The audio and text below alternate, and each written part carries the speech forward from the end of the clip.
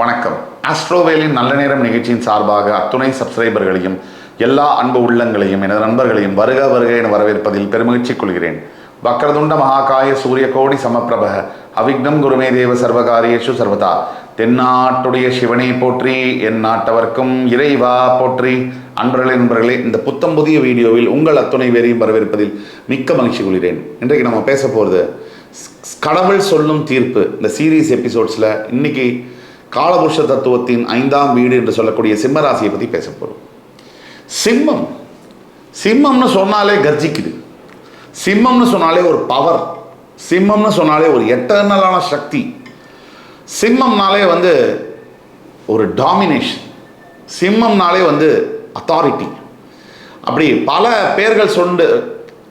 பல பேர்கள் கொண்டு சிம்மராசியை கூப்பிட முடியும். ராசிகளின் ராஜா சூரியன் ஆட்சி பெறக்கூடிய அந்த சிம்ம ராசிக்கு அளவே கிடையாது அவங்களுடைய ஆதிக்கத்துக்கு.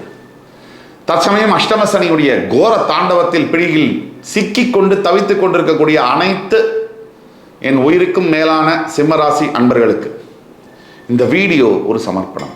இந்த வீடியோவோட டைட்டிலே கடவுள் சொல்லும் தீர்வு. யார் வேணா என்ன வேணா பேசலாம், நம்மளை பற்றி, நம்மளுடைய வாழ்க்கையை பற்றி ஜட்ஜ் பண்ணலாம், இல்லை கமெண்ட் பண்ணலாம். சூடும் ஒரு அவஸ்தையும் அவங்களுக்கு வந்தால் தான் தெரியும். ஏன் இதை சிம்மராசிக்கிட்ட சொல்கிறேன்? உங்களை பார்த்து இன்னைக்கு கேவலமாக பேசாத, தலை குறைவாக நினைக்காத ஆட்களே இருக்க முடியாது. இதெல்லாம் நடக்கும். இது ஒரு சைக்கிள் மாதிரி. சிம்மராசியை பொறுத்த வரைக்கும் தோல்விகளை கண்டு துவளாமல் மறுபடி வீழ்ந்து எழுந்து ஜெயிக்கக்கூடிய ஒரு ராசி. ஃபீனிக்ஸ் பறவைக்கு சிம்மம் தான் உதாரணம். சிம்மம் கடவுள் சொல்லும் தீர்ப்பு என்ன? இல்லை, இன்ட்ரடக்ஷனில் பார்த்தீங்கன்னா,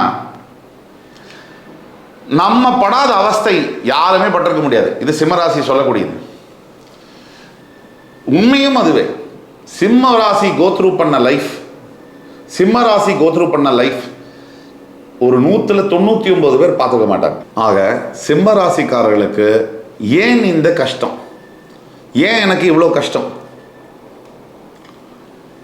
எல்லாரும் தான் தப்பு பண்ணுறாங்க. இந்த பூமியில் இருக்கிற அத்தனை பேரும் தப்பு தான் பண்ணுறாங்க. எல்லாரும் தான் தவறுகளை செய்கிறாங்க. தெரிஞ்சு செய்கிறாங்க, தெரியாமல் செய்கிறாங்க. எனக்கு மட்டும் ஏன் இவ்வளோ பிரச்சனை?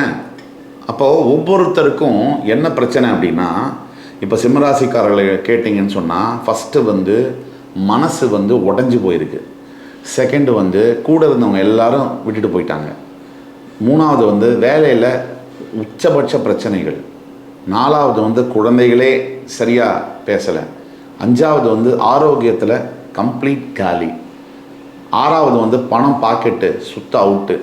இந்த மாதிரி நேரத்தில் சிம்மராசி நேயர்கள் ஏன் இவ்வளோ கஷ்டங்கள்னு குமுறுகிறாங்க, அப்படியே கதறாங்க.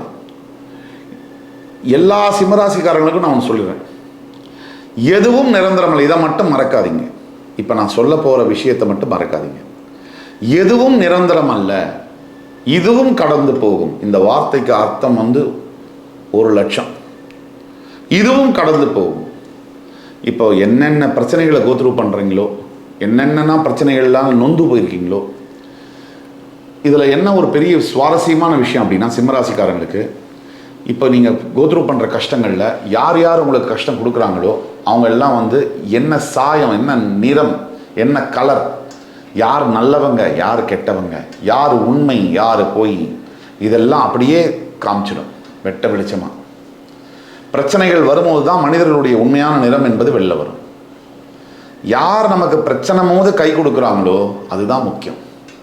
நல்லா இருக்கும் போது 40,000 பேர் கூட வருவாங்க. நல்லா இல்லாத போது 4 பேர் கூட வந்தால் பெரிய விஷயம். ஆக சிம்மராசினியர்கள் எதற்கும் கலங்காதீங்க. ஃபர்ஸ்ட் ஆஃப் ஆல் அழாதீங்க. முக்கியமாக 3 பாயிண்ட் சொல்கிறேன். உங்கள் பிரச்சனையை வெளியில் இருக்கிற யார்கிட்டையும் போய் சொல்லாதீங்க, அதனால் மனபாரம் இறங்கும் அப்படின்னு நினைக்காதீங்க. கடவுள்கிட்ட சொல்லுங்கள். ஏன்னா இன்னைக்கு உங்கள் பிரச்சனையை கேட்குறவங்க நாளைக்கு அந்த பிரச்சனையை வச்சே விளையாடுவாங்க. உங்களையே மேனிப்புலேட் பண்ணி விளையாடுவாங்க. அதுக்கு சான்சஸ் அதிகம். அதை பாருங்கள். 2, நீங்கள் இப்படி நடந்துருச்சே, ஐயோ இப்படிலாம் நடந்துருச்சே, இதை விட்டு தொலைங்க. இதனால் எந்த மாற்றமும் வரப்போகிறதில்ல.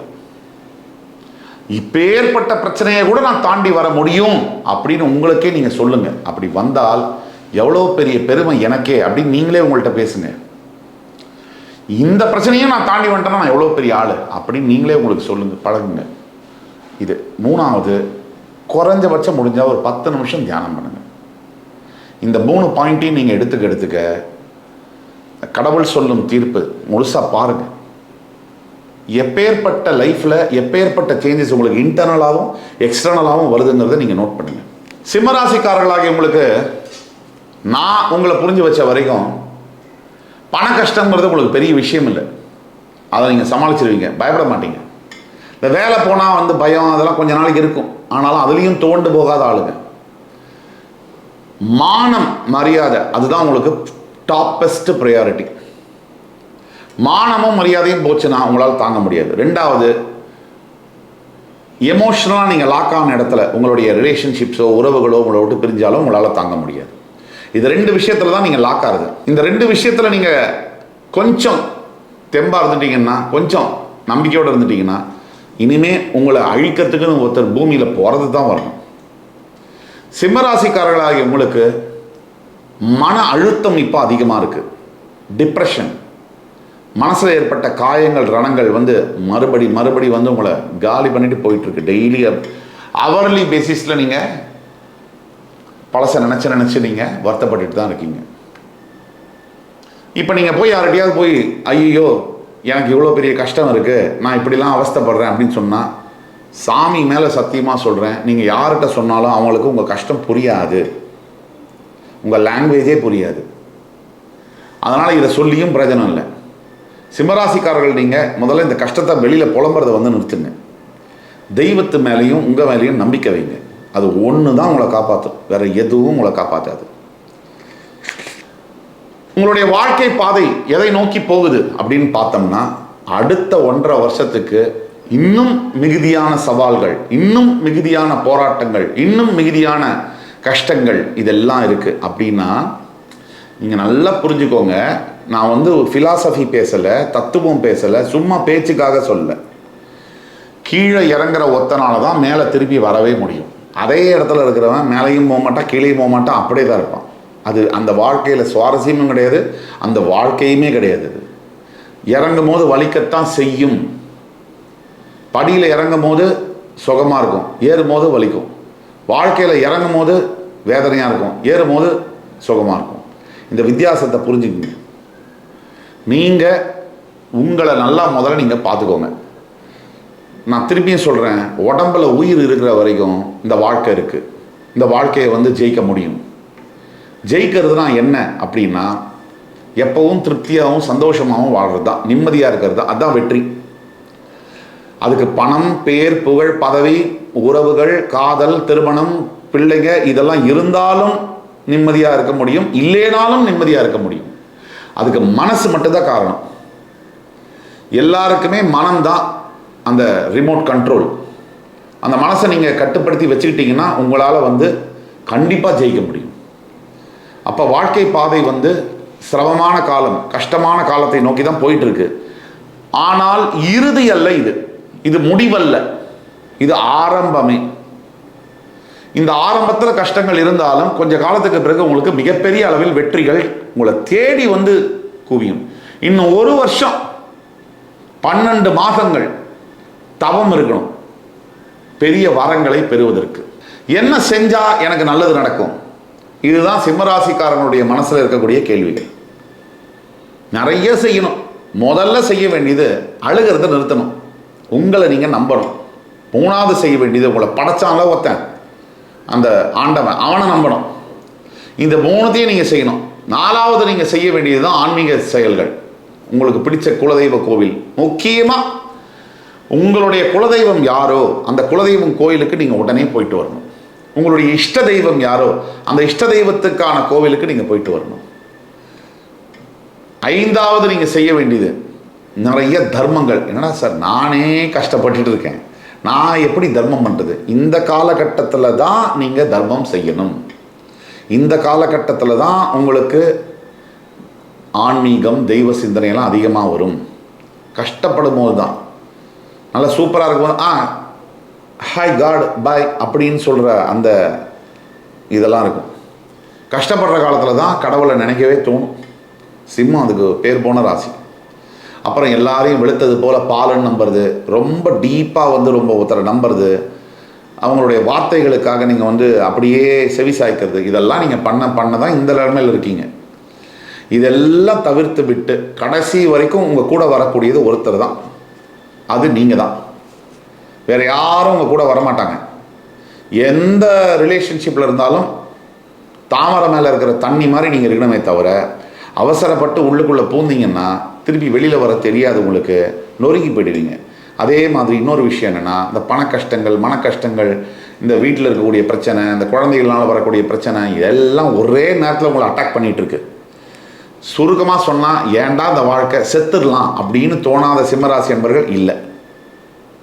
அதுதான் உண்மை. இல்லை பிச்சையை எடுக்கலாம் இந்த வாழ்க்கை வாழறதுக்கு அப்படின்னு நினைக்காத சிம்மராசி என்பர்களும் இல்லை. சரி, இதெல்லாம் சரியாகுமா அப்படின்னு கேட்டால் உடனே சரியாகாது. இதுக்கு காலகட்டங்கள் எடுக்கும். இப்போ நம்ம கூறக்கூடிய இதெல்லாம் பொது பலன்கள். உங்கள் ஜாதகத்துக்கு, நீங்கள் பிறந்த ஜாதகத்துக்கு உங்களுடைய வாழ்க்கைக்கான துல்லியமான பலன்கள் தெரியணும். கீழே கொடுக்குற வாட்ஸ்அப் நம்பரில் எங்களை காண்டாக்ட் பண்ணி ஆன்லைன் மற்றும் நேரில் அப்பாயின்மெண்ட் வாங்கி வந்தீங்கன்னா உங்களுக்கான ப்ரிசைஸ் ப்ரிடிக்ஷன்ஸை சொல்ல முடியும். துல்லியமாக உங்களுக்கு எது நடக்கும், இந்த தாக்கங்கள் இனி கண்டினியூ ஆகுமா, இனி ஆகாதா, அஷ்டம சனியுடைய தாக்குதல்னால பெரிய பாதிப்புகள் வருமா வராதா, அஷ்டம சனியுடைய பாதிப்புகள் நிற்கவே நிற்காதா, இது இப்படியே தான் இருக்குமா அப்படிங்கிறதுக்கான பதில்கள் துல்லியமாக சொல்ல முடியும். நீங்கள் நிறைய தர்ம காரியங்கள் செய்யணும். ஆதரவற்ற குழந்தைகள், முதியோர்களுக்கு போய் நேரில் பார்த்து நல்ல வார்த்தை நாளை பேசினாலே பெரிய விஷயம். அவங்கள பார்த்து 2 வார்த்தை நல்ல வார்த்தை சொல்லுங்கள், அதுவே 20 லட்ச ரூபா கொடுத்ததுக்கான சமாதானம். ஏன்னா அவங்க அதை தான் எதிர்பார்க்குறாங்க. அதுக்கு சமானமான காசை எதிர்பார்க்கல, வார்த்தையும் அன்பையும் தான் எதிர்பார்க்குறாங்க.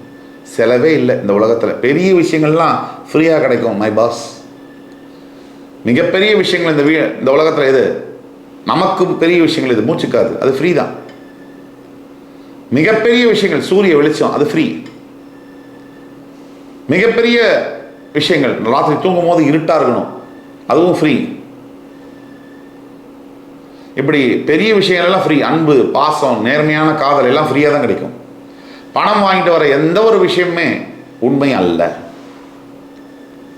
பணத்தால் நிறைய சாதிக்க முடியும், எல்லாத்தையும் சாதிக்க முடியும், சில விஷயங்களை சாதிக்க முடியாது. ஆக கடவுள் சொல்ல போகிற தீர்ப்பு என்ன சிம்மராசிக்கு? அது படையப்பால தலைவர் சொன்ன தீர்ப்பு தான் நான் சொல்லணும். அரசாங்கமே அவங்க பக்கம் படையப்பா, ஆனால் ஆண்டவன் நம்ம பக்கம் இருக்காண்டான்னு சொல்லுவார். அந்த மாதிரி எத்தனை பேர் உங்களை எதிர்த்தாலும், அந்த கதிரவனே மேற்கில் உதித்தாலும், எத்தனை துன்பங்கள் வந்தாலும், எத்தனை சவால்கள் உங்களை அடித்தாலும், உங்களை வாழ்க்கையில் உங்கள் பிரச்சனைகள், கஷ்டங்கள் உங்களை நொறுக்கி போட்டாலும், கடவுள் சொல்லக்கூடிய தீர்ப்பு நான் இருக்கேன்டா உனக்கு அப்படின்றது தான். கடவுள் நேரில் வந்தாலும் சொல்ல மாட்டார், ஏதாவது ஜாடமாடையாக தான் சொல்லுவார். கடவுள் சிம்மராசிக்காரர்களுக்கு கூடவே இருக்கார் அப்படிங்கிறது சத்தியம். இந்த அத்துணை பிரச்சனைகளும் தற்காலிக பிரச்சனைகள், இதெல்லாம் முடிந்து போகும் என்பதும் சத்தியம். உங்களுக்கான பரிகாரம், தினமும் காலையில் எழுந்து இந்த சூரிய நமஸ்காரம் பண்ணுறது அவ்வளோ நல்லது. அது பண்ண முடியாதவர்கள் ஆதித்ய ஹிருதயம் கேட்பது அதை விட மிக நல்லது. என் அன்புமிக்க சிம்மராசினியர்களே, இந்த காணொலி உங்களுக்கு பிடிச்சிருக்கும்னு நம்புகிறேன். அடுத்து வரும் காணொலியில் மறுபடியும் உங்கள் எல்லோரையும் சந்திக்கும் வரை உங்களிடமிருந்து விடைபெறுவது உங்கள் சுபாஷ் பாலகிருஷ்ணன். நன்றி, வணக்கம், வாழ்க வளமுடன்.